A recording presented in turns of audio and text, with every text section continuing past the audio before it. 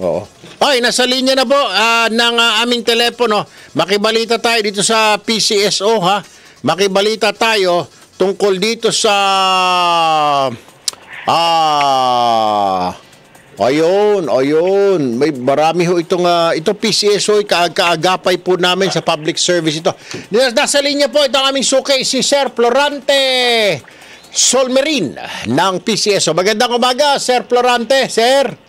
Magandang umaga, my good Senator Erwin Tulfo at sa lahat ng iyong mga tagapakinig. Sir, malayo pa. Napakalayo pa. Darating ka rin dyan. Alright, sir, una po sa lahat, salamat ulit. Salamat po, araw-araw. Nagpapadala po kami ng mga kababayan natin na kailangan ng medical assistance at hindi naman ninyo tinatanggihan. Thank you very much po talaga. Siguro sa isang buwan, sir, mga 100 pasyente ang tinutulungan nyo galing po sa aming tanggapan. Baka hindi nyo po nalalaman, kaya kami yung nagpapasalamat. Salamat po, sir. At maraming salamat din, Erwin, dahil sa patuloy mong pagsuporta sa ating mga programang kawang-gawa ng PCSO. Alright. Sir, another thing, congratulations. ISO certified na pala ang PCSO ngayon. Anong ibig sabihin nito, sir? Ibig sabihin, umaangat po yung quality ng management niya in terms of organization. Ibig sabihin, gumagana lahat ng aspeto ng departamento niya and efficiently and effectively nagagampanan yung kanyang trabaho bilang yung optimum service para po sa mamamayan.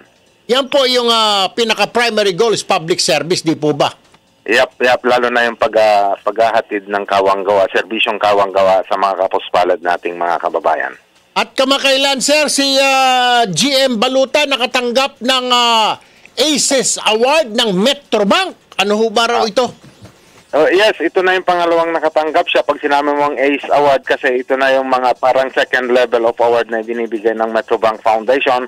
And he was isa siya sa 10 sa military service na nabigyan. Wow. It's good, ibig sabihin yan, nare-recognize din ng mga ganitong foundation yung kanyang ginagawa dito sa Philippine Charity Sweepstakes Office. Yung extension ng kanyang pagsaserbisyo, wala pa nung military siya at hanggang naging civilian, ng general manager sa PCSO, ay nare-recognize yung kanyang kabayanihan, katapangan. Ano po ang panghuli na lamang, Sir Solmerin, ano pa po ba ang mga bago ngayon o plano po ngayon ng PCSO na makakatulong sa mga kababayan po natin? Dahil pag sinabi mong PCSO, ano sa isip kagad ng mga kababayan natin? Tutulong at tutulong ito kahit na anong mangyari. So ano ho mga plano in the future, sir? Ito na ho, yung patuloy yung paghahanda ng Philippine Charity Sweepstakes Office para doon sa Universal Healthcare Law, yung pag-limit niya ng pondo na dapat mapunta sa PhilHealth.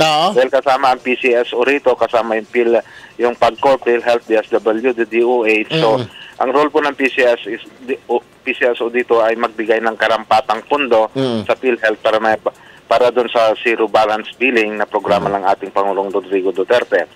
So, tinatayang, sabi nga ng ating General Manager Alexander Balutan, na magsisimulang magbigay ng kanyang magre-remit yung PCSO ng karampatang pondo may third quarter of this year na abot sa, magsisimula sa 5.5 billion na posibleng abutin sa 8 billion kung ma-improve pa ng todo muli yung revenue collection natin through our lottery games.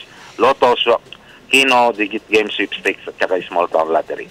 Nako, kaya dapat lamang siguro tangkilikin ng mga kababayan natin mga laro na yan dahil bukod sa baka may pag-asa sila maging milyonaryo, nakakatulong sila at the same time sa mga kapuspalad ng mga kababayan natin. Di po ba, Sir Florante? Oo nga, yung sabi mo nga, na nakaka-100 ka na every month po, every month, sir. Program, ay nakakatulong ka rin. Opo. Kasi ito yung mga sektor, mga kapuspalad nating mga kababayan na di alam yung gagawin kung paano. Ayun. Pero through our information dissemination campaign, just like your program, ito na nga, dumarami. Masaya. Diba? Masaya yung maraming natutulungan. Nako.